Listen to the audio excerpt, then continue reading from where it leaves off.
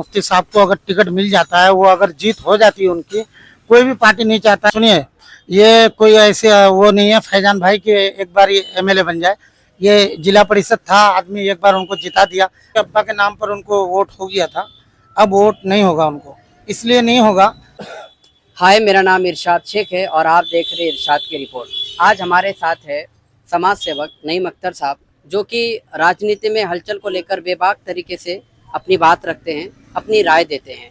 और इस समय जो है बिहार विधानसभा चुनाव से पहले सीमांचल और ख़ास तौर पर किशनगंज में जो कुछ भी हलचल हो रहे हैं, जो भी राजनीतिक उठक पटक हो रहे हैं, उन तमाम मुद्दों पर जो है बेबाक तरीके से अपनी बात रखने जा रहे हैं। तो सिलसिलेवार तरीके से हम इनसे सवाल करेंगे और इनसे जानने की कोशिश करेंगे कि आखिरकार जो कुछ भी राजनीतिक तौर पर किशनगंज में हो रहा है, क्या ये यहाँ के लोगों के लिए फ़ायदेमंद है, क्या यहाँ के लोगों के लिए ज़रूरतमंद है, क्या यहाँ के लोगों को किसी भी तरह का फ़ायदा पहुँचा सकता है।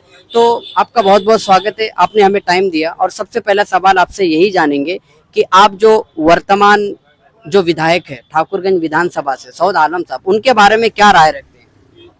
आपको भी मुबारकबाद जो हमको बोलने का मौका दिया। यहाँ के ठाकुरगंज के जो विधायक सऊद आलम है, अगर इनको दोबारा आरजेडी से ही अगर उनको टिकट मिलता है लालटेन छाप से, तो वो नामुमकिन है। इस बार मुश्किल है उनको जीतना, इसलिए कि उनके अब्बा के नाम पर उनको वोट हो गया था, अब वोट नहीं होगा उनको।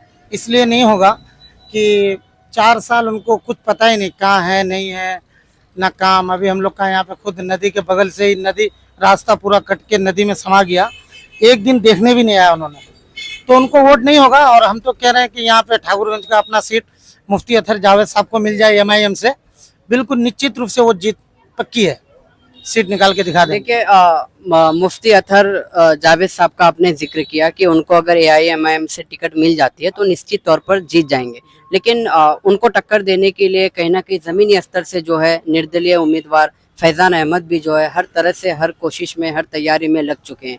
तो ऐसा नहीं लगता है कि अगर आरजेडी एआईएम या फिर किसी और पार्टी के आपस में भिड़त होने की वजह से वो फ़ायदा उठा ले? सुनिए, ये कोई ऐसे वो नहीं है फैजान भाई के एक बार एमएलए बन जाए। ये जिला परिषद था, आदमी एक बार उनको जिता दिया, आप एक ही बार अगर बोलेंगे तो भाई हमको उसमें उठा दीजिए, नहीं ना होगा। उसमें तो आला कमान तय करेगा ना टिकट किसको मिलना चाहिए नहीं मिलना चाहिए, निर्दलीय हो या कुछ भी हो। जमीनी स्तर से पकड़ देखिए आप जैसे यहाँ पे एमआईएम का टिकट का हकदार आज से नहीं 2-3 बार से मुफ्ती अतर जावेद साहब मेहनत कर रहे हैं, जगह जगह में पूछिए भाई, फील्ड देखिए किसका कितना पकड़ है। मुफ्ती साहब का जितना पकड़ है एमआईएम में इतना किसी का भी पकड़ नहीं है यहाँ पे, चाहे सऊद साहब हो चाहे कोई भी हो। अगर अख्तरुल इमाम साहब अगर मुफ्ती साहब को अगर टिकट नहीं देता है ठाकुरगंज में, तो ये सोच लीजिए कि यहाँ पे जैसे महबूब साहब को हार का सामना करना पड़ा था, ऐसे एमआईएम यहाँ पे बर्बाद है ठाकुरगंज में, बिल्कुल किसी तरीके से निकम्मा हो जाएगा। लेकिन कहा यह जाता है कि जब भी चुनाव का वक्त आता है उससे पहले जो है छोटे से लेकर बड़े नेता तक जो है ये उम्मीद लगाए रहते हैं कि टिकट मुझे मिलना चाहिए और चुनाव में लड़के विधानसभा जाऊं। तो आपने अगर एआईएम के बारे में कहा, तो उसमें भी कई ऐसे लोग जो है इस आस में बैठे हुए हैं कि हमें भी टिकट मिलनी चाहिए। तो क्या आप निश्चित तौर पर कह सकते हैं कि एआईएमआईएम के जो आला कमान है वो मुफ्ती साहब को ही टिकट देंगे? सुनिए, मैं आपको बता दूं, अगर गुलाम हसनैन साहब यहाँ का ठाकुरगंज का टिकट लेना चाह रहा है, और भी बाबर हैबर बाबा है, भाई ऐसे नहीं है ना कि टिकट ये कोई रेलवे टिकट थोड़ी है, ये प्लेटफॉर्म का टिकट थोड़ी है जो मिल जाएगा। इसका मेहनत करना पड़ता है। अभी 5 साल 7 साल कितनों दिन से मुफ्ती अतर जावेद साहब मेहनत कर रहे हैं, ऐसा थोड़ी है गुलाम हसनैन एक बार आया उसको टिकट मिल गया। भाई सीट को बचा के दिखाना पड़ेगा ना। अब मुफ्ती अतर साहब को अगर निश्चित रूप से उनको टिकट मिल जाता है तो बिल्कुल जीत पक्की है उनकी, क्योंकि उनकी इतनी फील्ड है और जगह जगह में उनकी पहचान है, आदमी जानता है, वो सीट निकाल लेगा। और एमआईएम अगर अपना टिकट यहाँ पे किसी और को देता है ठाकुरगंज में तो मुश्किल है, हमको तो लगता है बिल्कुल हार हो जाएगी एमआईएम। तो बात अगर हम किशनगंज की राजनीति की करें तो कई सालों से जेडीयू में रहने के बाद अब जो है मास्टर मुजाहिद साहब जेडीयू का दामन छोड़ के 28 जुलाई को जो है तेजस्वी यादव के सामने आरजेडी का दामन थामेंगे। तो उस पर आपकी क्या राय है? अगर मानिए कि कोचा दामन से उनको टिकट मिलती है तो फिर इजहार एसपी साहब का क्या होगा, जो कि वर्तमान में विधायक है वहाँ से? सुनिए, मैं आपको बता दूं, मास्टर मुजाहिद साहब वो जो अभी वक्फ क्या वो बिल का खिलाफ में अभी उन्होंने जो आदमी बोल रहा था उनको इस्तीफा देना चाहिए, उन्होंने हमारे मुसलमान अपना कौम के खातिर उन्होंने इस्तीफा दे दिया। लेकिन उसको बहुत आदमी ये भी बोला आप एमआईएम में आ जाइए, कोई बोला जन स्वराज ज्वाइन कर लीजिए, कोई बोला और कुछ कर लीजिए, लेकिन उनकी निजी अपना फैसला हुआ, वो भाई चले गए उसमें लालटेन छाप में, वो तो उनकी अपनी राय है। और मास्टर साहब खुद एक ब्रांड है, वो किशनगंज सीमांचल का एक खुद ब्रांड है। तस्लीमुद्दीन के मरने के बाद अगर दूसरा गांधी है तो मास्टर मुजाहिद साहब है, दूसरा गांधी किशनगंज में।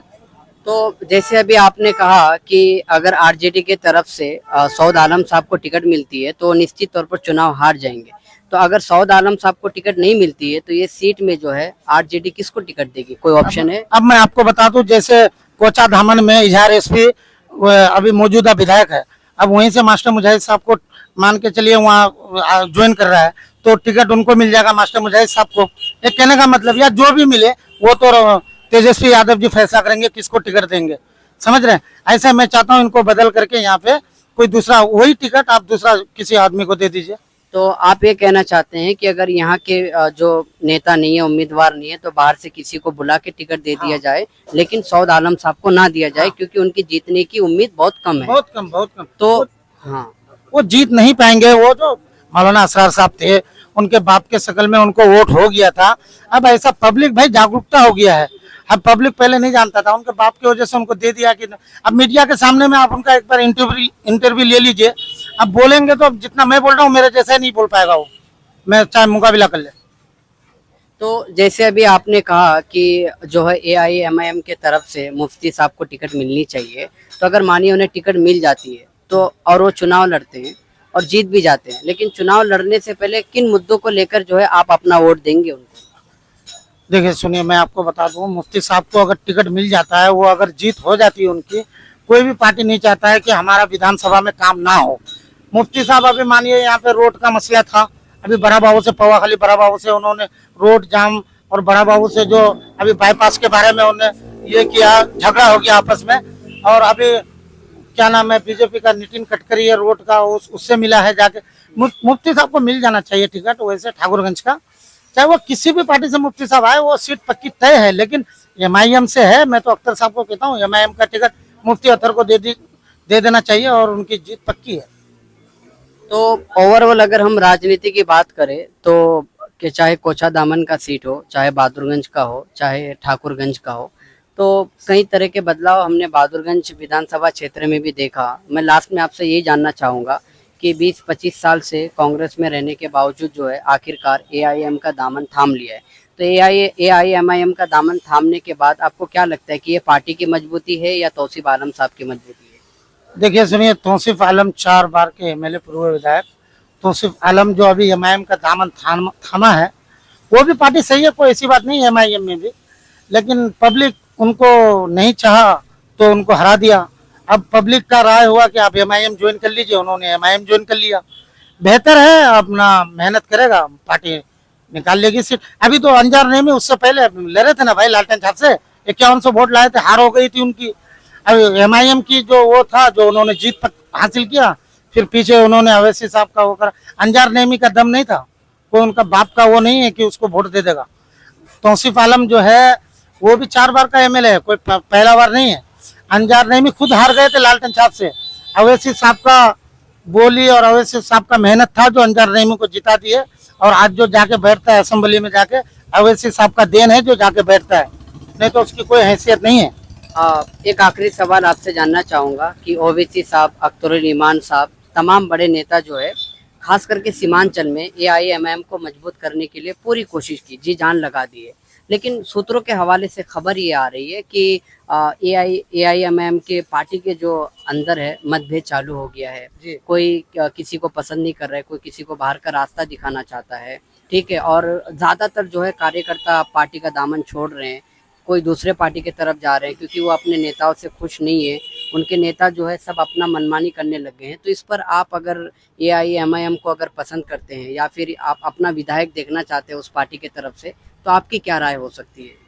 देखिए सुनिए, कार्यकर्ता जो है अब 2 साल मेहनत किया नहीं, टिकट के लिए खड़ा हो गया, समझ रहे हैं। घर में भात हो ना हो, वो कहने का मतलब इलेक्शन लड़ने के लिए तैयार। ऐसी पार्टी टिकट नहीं देगा ना भाई किसी को। अब एमआईएम में अभी शामिल हो गया, 2 साल रहा नहीं, उसको अगला बार विधानसभा टिकट चाहिए, विधायक बनने के लिए, ऐसे थोड़ी टिकट सीट को निकाल के दिखाना पड़ेगा, बचा के दिखाना पड़ेगा। वैसे अख्तर साहब टिकट थोड़ी दे देगा किसी को। अब मान के चलिए ठाकुरगंज का टिकट अगला बार दे दिया महबूब साहब को, टिकट निकाल दिया, वो हार गया। अगर अच्छा आदमी को देता, मुफ्ती अतर को देता, निकल जाता। भाई अच्छा ऐसा आदमी को दीजिए ना टिकट जो निकल जाए। अब कार्यकर्ता नाराज है, वो अख्तर साहब मनाएंगे उनको। अब किस बात से नाराज है वो तो पार्टी तय करेगी। ये है। इस तरह की रिपोर्ट देखने के लिए, जानने के लिए, समझने के लिए आप इरशाद की रिपोर्ट यूट्यूब चैनल को सब्सक्राइब करें और फेसबुक पेज को फॉलो करें, ताकि हम आपके लिए जो है ग्राउंड से ऐसे लोगों के मुद्दे आपके सामने लाने की कोशिश करें।